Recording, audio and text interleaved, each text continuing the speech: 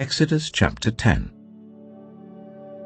Then the Lord said to Moses, "Go to Pharaoh, for I have hardened his heart and the hearts of his officials, so that I may perform these signs of mine among them, that you may tell your children and grandchildren how I dealt harshly with the Egyptians, and how I performed my signs among them, and that you may know that I am the Lord." So Moses and Aaron went to Pharaoh and said to him, "This is what the Lord, the God of the Hebrews, says.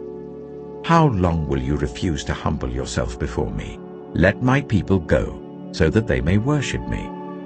If you refuse to let them go, I will bring locusts into your country tomorrow. They will cover the face of the ground, so that it cannot be seen.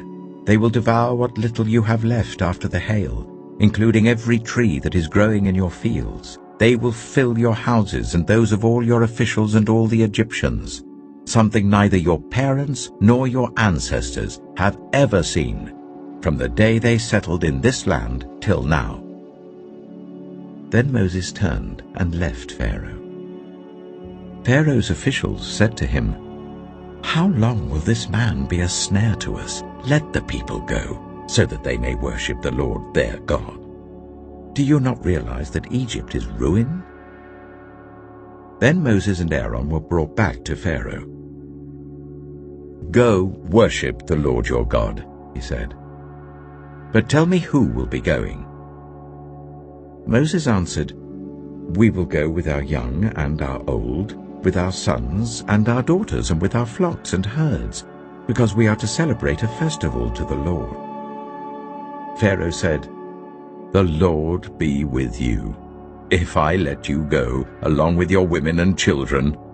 Clearly you are bent on evil. No, let only the men go and worship the Lord, since that's what you have been asking for." Then Moses and Aaron were driven out of Pharaoh's presence. And the Lord said to Moses, "Stretch out your hand over Egypt, so that locusts swarm over the land and devour everything growing in the fields, everything left by the hail." So Moses stretched out his staff over Egypt, and the Lord made an east wind blow across the land all that day and all that night. By morning the wind had brought the locusts. They invaded all Egypt, and settled down in every area of the country in great numbers. Never before had there been such a plague of locusts, nor will there ever be again. They covered all the ground until it was black. They devoured all that was left after the hail, everything growing in the fields and the fruit on the trees.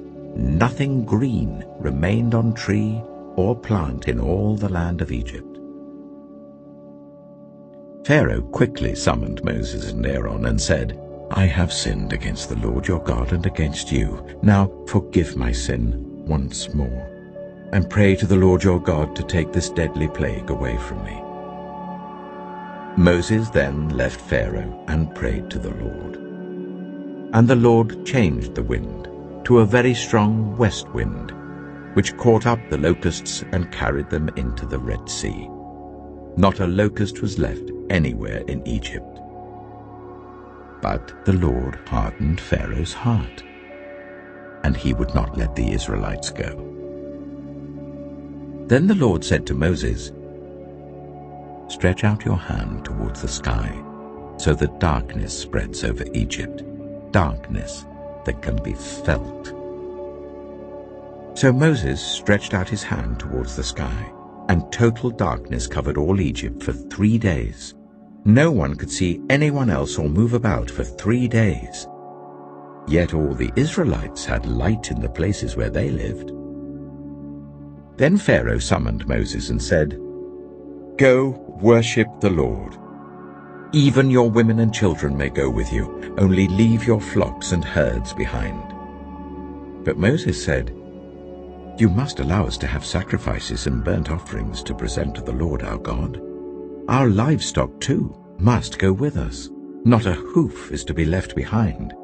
We have to use some of them in worshipping the Lord our God. And until we get there, we will not know what we are to use to worship the Lord." But the Lord hardened Pharaoh's heart, and he was not willing to let them go. Pharaoh said to Moses, "Get out of my sight. Make sure you do not appear before me again. The day you see my face, you will die." "Just as you say," Moses replied. "I will never appear before you again."